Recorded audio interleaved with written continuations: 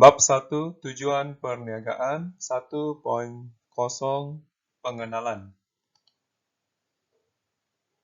Apakah maksud perniagaan? Kita seringkali mendengar perkataan perniagaan ataupun mendengar perkataan bisnes.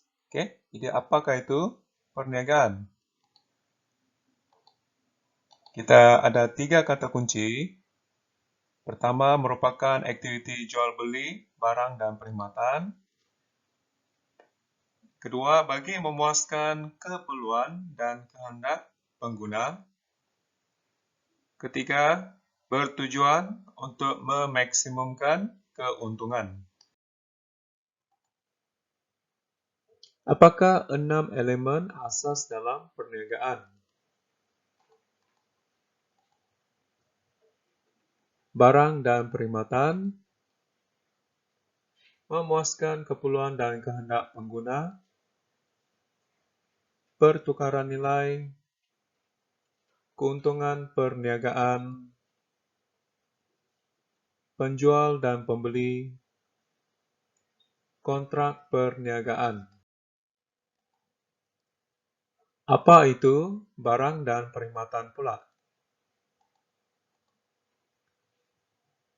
Produk dapat memenuhi keperluan dan kehendak manusia, dapat memberikan kepuasan kepada pengguna. Barang ialah objek mempunyai bentuk fizikal, boleh dilihat dan boleh disentuh. Perkhidmatan ialah tidak mempunyai bentuk fizikal, namun demikian dapat dinikmati kelebihannya.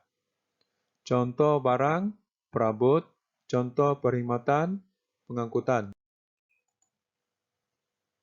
Apakah keperluan dan kehendak pengguna? Keperluan ialah, pertama, wajib diperlukan untuk meneruskan kehidupan. Yang kedua, mudah dipenuhi. Ketiga, tidak dipengaruhi oleh saiz pendapatan. Contohnya, pakaian dan makanan. Manakala kehendak ialah, tidak semestinya perlu untuk hidup. Kedua, sukar dipenuhi. Ketiga, dipengaruhi oleh saiz pendapatan. Contohnya, kereta. Apakah itu pertukaran nilai? Aktiviti urus niaga antara penjual dan pembeli, bersetuju menukarkan wang dengan barang dan perkhidmatan, bersetuju dengan harga ditetapkan, kuantiti, masa dan tempat ditetapkan. Bagaimana keuntungan diperolehi? Merupakan lebihan hasil ditolak semua kos pengeluaran dan operasi.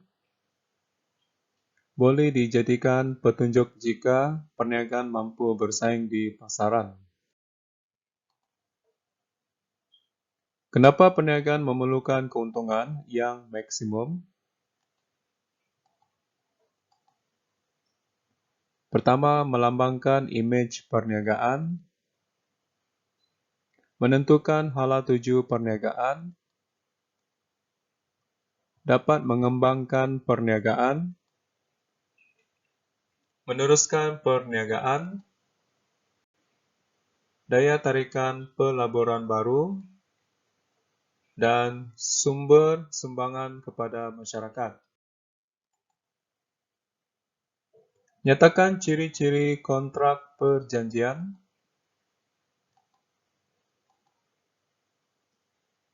Perjanjian dimeterai antara dua pihak atau lebih pihak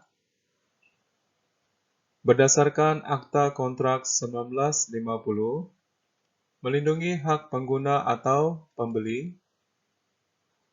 Contoh kontrak sewa beli. Apakah perbezaan aktiviti berasaskan barang dengan aktiviti berasaskan perkhidmatan?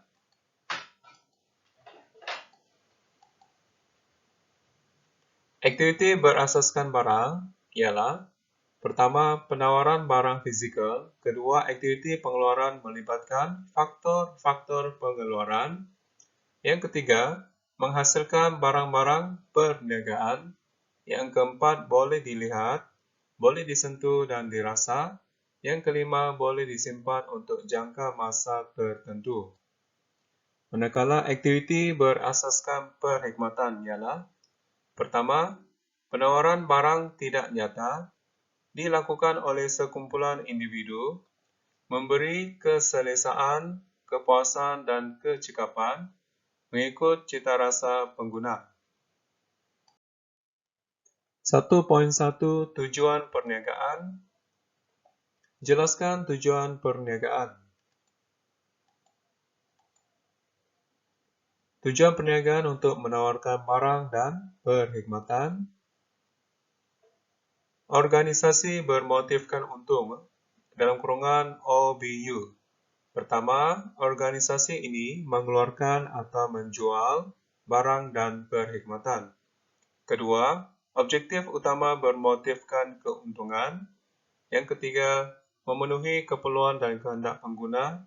Keempat, kaedah jualan pada harga atas kos ataupun ada keuntungan. Organisasi bukan bermotifkan untung, dalam kurungan OBBU. Pertama, organisasi berbentuk persatuan, kelab, dan badan amal. Yang kedua, untuk memenuhi keperluan awam. Yang ketiga, contoh yatim piatu dan warga tua. Yang keempat, matlamat untuk meningkatkan penglibatan sektor awam. Terangkan kaedah OBBU. Pertama, secara percuma, tanpa dikenakan sebarang bayaran, disediakan oleh NGO. Kaedah kedua, jualan pada harga kos. Tiada keuntungan diperolehi. Harga untuk tampung kos pengeluaran. Kaedah ketiga, jualan pada harga bawa kos. Harga lebih rendah berbanding kos. Kerajaan memberi subsidi. 1.2 Bentuk pemilikan perniagaan. Berikan ciri-ciri milikan tunggal. Pertama, diuruskan oleh seorang pemilik. Mudah ditubuhkan. Modal yang kecil. Peniaga menanggung liability tidak terhad. Cukai yang rendah. Perlu didaftarkan di Suruhanjaya Syarikat Malaysia. Pemilik menikmati keuntungan sepenuhnya. Pemilik membuat keputusan sendiri. Modal perniagaan daripada sumber peribadi atau pinjaman bank atau pembiayaan daripada agensi kerajaan. Jelaskan proses pendaftaran perniagaan. Pertama, membuat pendaftaran carian nama. Kedua, membuat permohonan pendaftaran perniagaan, iaitu mengisi borang A. Ketiga, menghantar kepada pendaftar perniagaan SSM atau Suruhanjaya Syarikat Malaysia.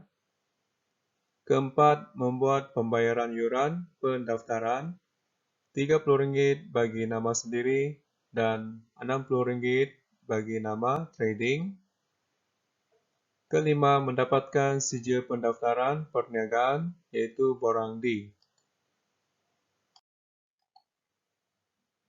Apakah kelebihan dan kekurangan milikan tunggal?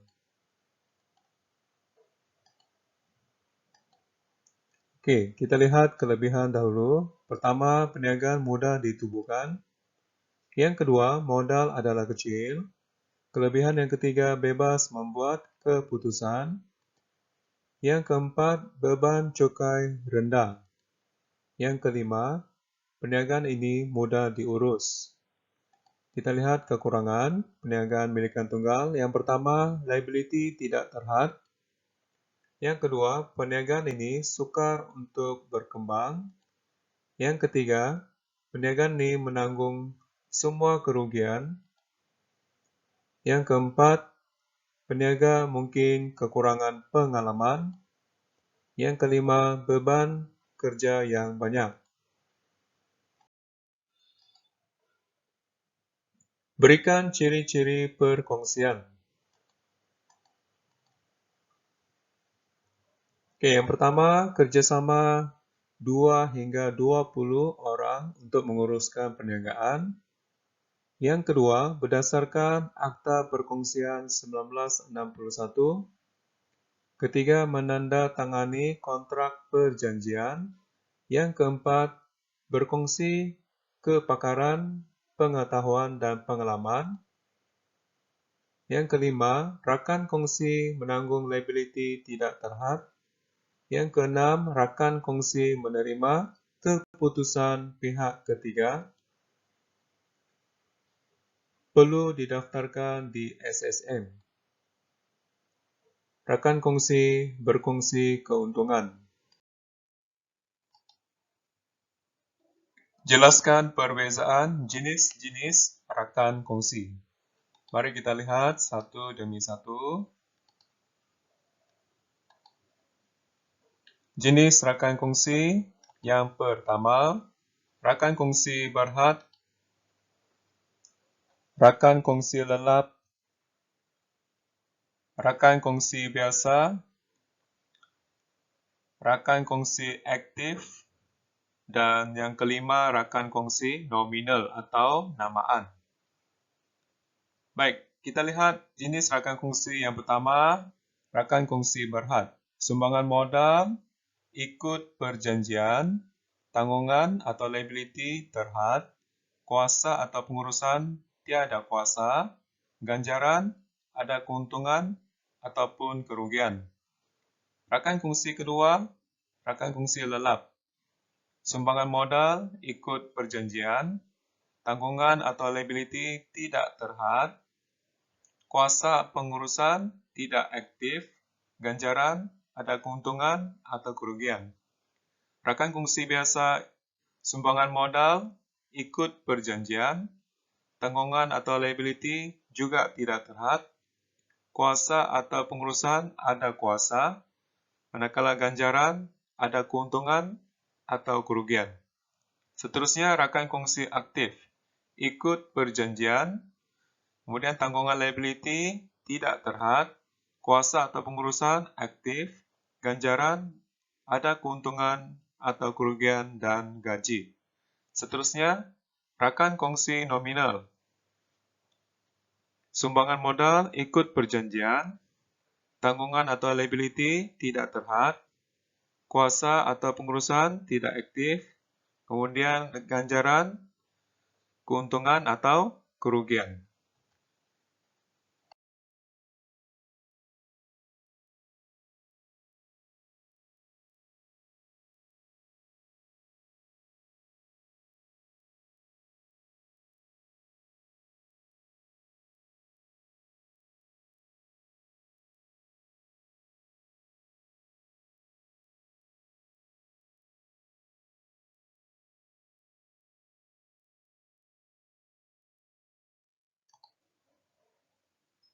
Jelaskan jenis-jenis perkongsian. Oke, kita ada 3 jenis perkongsian. Pertama, perkongsian biasa. Oke, merupakan terdiri 2 hingga 20 orang. Kedua, semua tanggung, liability tidak terhad. Ketiga, mempunyai kuasa dan hak yang sama. Perkongsian yang kedua, perkongsian berhad. Oke, terdiri di antara 2 hingga 50 orang. Kedua, ada beberapa orang tanggung liability terhad. Ketiga, rakan kongsi biasa berhak mengurus perniagaan. Keempat, rakan kongsi lain periksa rekod atau akaun perniagaan. Manakala jenis perkongsian yang ketiga, perkongsian liability terhad dalam kurungan PLT. Iaitu yang pertama, di antara dua hingga tidak terhad. Yang kedua, gabungan ciri-ciri perkongsian dan syarikat sendirian berhad. Ketiga, dibubar jika objektif tercapai. Keempat, ciri-ciri PLT ialah entiti berasingan, liability terhad, dan hayat berterusan. Jelaskan ciri-ciri PLT atau perkongsian liability terhad.